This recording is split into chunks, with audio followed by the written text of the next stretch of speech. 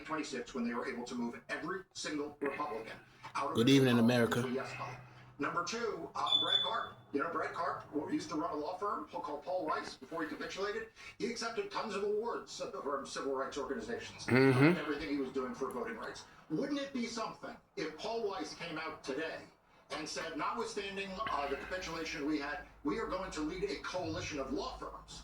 Right. Big law firms. So that it's not just the civil rights Yeah, groups. everybody hiding. You know, the Mark Elias of the world. It is all of us who are in this fight together. And the third one I'll say is, you know, those 98 Republicans, a lot of them are still in office. How about them? Where are any of those Republican senators and House members who in 2006 voted this way and then championed that to their constituents, black and white alike?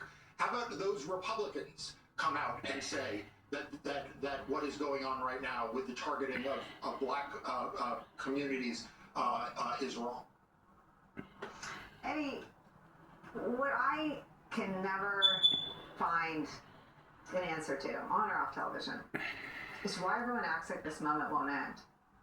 Like a balloon popping, this moment will end. And where will all of those groups Mark just listed say they were? Right. People are short-sighted sometimes. Just like amnesic. Yeah. This will be over in 2 years. The grift can overwhelm any kind of moral compass. But it could also be very clear, Nicole, that what we're seeing are folk expressing what they really believe. Right. This is a thing that we can't seem to grab hold of. Right. That what we're seeing isn't some just simply people just fawning over Donald Trump. That they're actually revealing what's in their hearts. Right? And so this is something that's very difficult to kind of express. But how can you trust these people? How can you trust these folk to really be sincere and genuine in how they imagine democracy when they're willing to throw a whole demographic away in terms of our democratic politics? I mean, and it's not just, it seems to me that Barack Obama should be calling these folk white nationalists. It seems to me that Kamala Harris should be calling, these are people I side with, should be calling these folk what George W. Bush should be calling. Every political leader that comes, why are we describing who these folk are?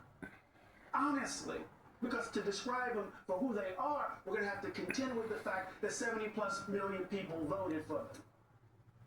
And so it seems to me that if we're going to get beyond this moment, even if we find ourselves in the other moment, we're going to have to confront who we are.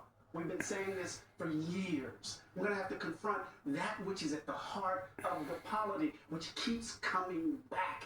It's like a tapeworm in the gut of the country.